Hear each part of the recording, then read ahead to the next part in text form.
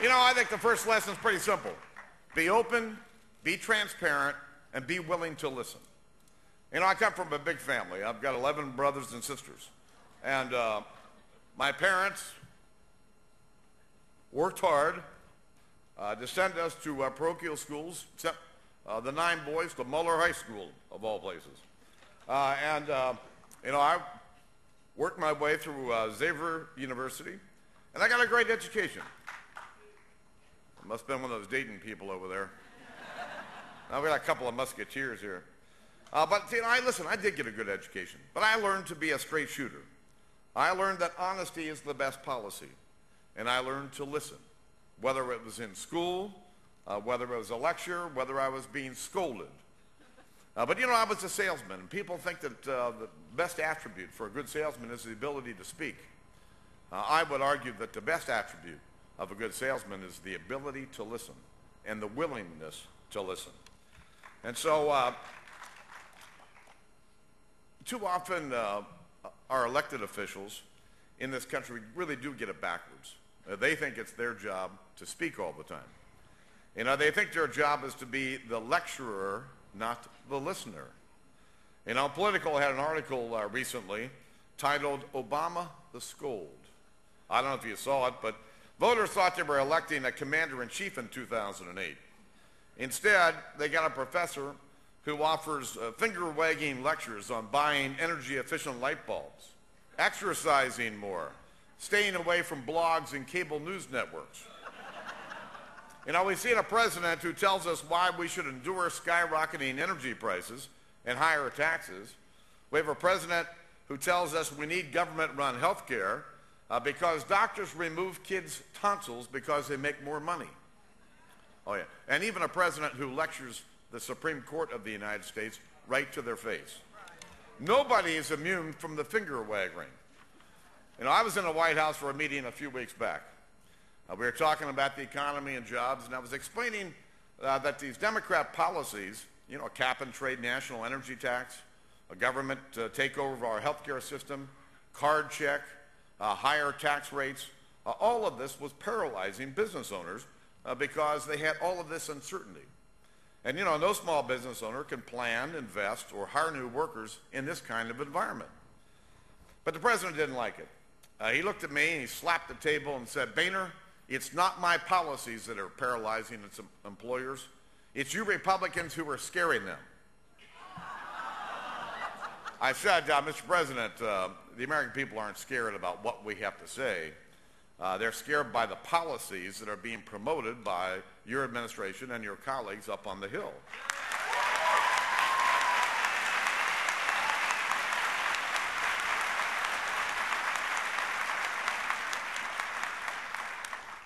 I told him, well, here's the thing. The American people want leaders who will listen. They don't need any more lecturers coming to Washington. They've ignored the cries of outrage from the American people by forcing a vote on bill after bill without giving lawmakers enough time to even read the bill. They've written bill after bill behind closed doors, replacing transparency with a Cornhusker kickback and all these other sweetheart deals for their union buddies. You know, they've broken the president's promise to have all of this debate out on C-SPAN. And Senate Democrats added 70 phantom amendments to their health care bill after it came out of committee, before it showed up on the House floor. And nobody can explain where they came from. Ladies and gentlemen, if you help elect a Republican Congress this November, and if I'm fortunate enough to be the Speaker of the House, I'll pledge to you right here, right now, that we're going to run the House differently.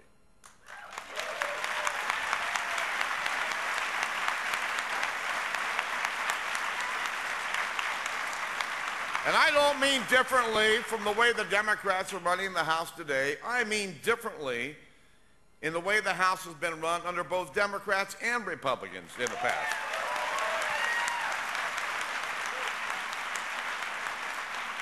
I was there for the contract in 1994. I helped write it. My current chief of staff was the director of the contract. And the things that we did in the first 100 days changed the way the Congress works. We forced Congress to live under the same laws that we expect all other Americans to live under. And we require for the first time to have private audits for the books of the U.S. House. Novel idea. But these changes were huge at the time. But reform has to be an ongoing process. And if I'm the Speaker next year, we're going to get the reform movement moving again in the United States Congress. One of my first orders of business would be to post every bill online for at least 72 hours before it comes to the floor of the House for a vote.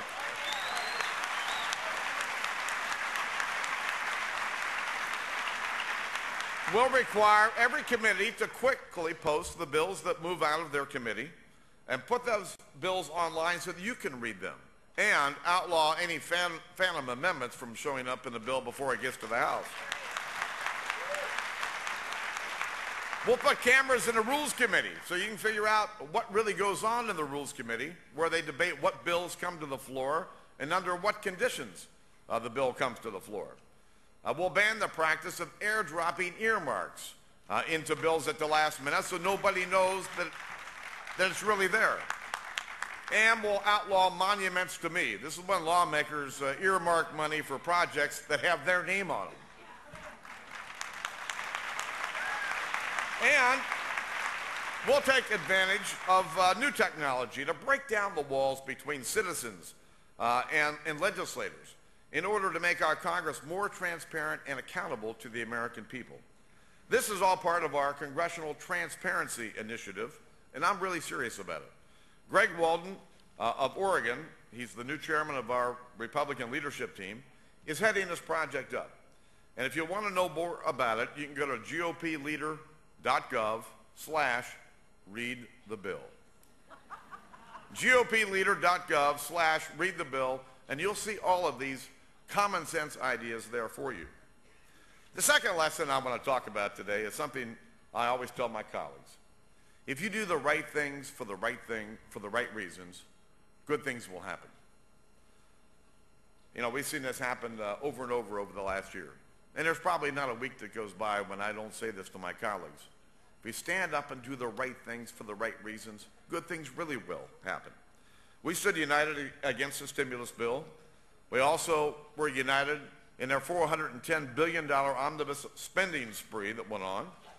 We were unanimously opposed to the president's $3.6 trillion budget last year, and not one Republican supported their plan to turn the TARP bailout into a permanent slush fund for politicians. On cap and trade, their so-called national energy tax, I stood on the floor, and I read by line for over an hour because they gave us less than 24 hours to read this bill, and we all opposed it as well. We didn't bend down health care. And I'm going to continue to insist that the Democrats scrap their big government takeover of health care and start over.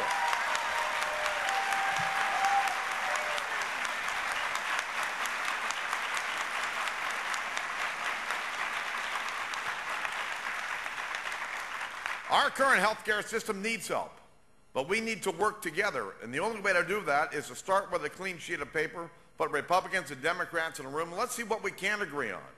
We've got common sense ideas to help make our current system work better that don't involve the federal government taking control of our entire system. You know, the president recently admitted that his health care bill had run into a buzzsaw. Well, what the president actually said was that he ran into a buzzsaw of lobbyists and special interests. Well, now when you stop and think about this, this is outright insulting. It's insulting to you and millions of Americans who stood up and said no to the government takeover of our health care system. Mr. President, the buzzsaw that your health care bill ran into wasn't lobbyists and special interests. It was tens of millions of Americans who were saying stop. And Americans need to stay involved in this. They're still trying to put this bill together. They're still trying to find some sneaky way, two-track process to move this big government-run plan through. There's another report out this afternoon where they're going to try to do this. So I would ask you, keep your eyes on it.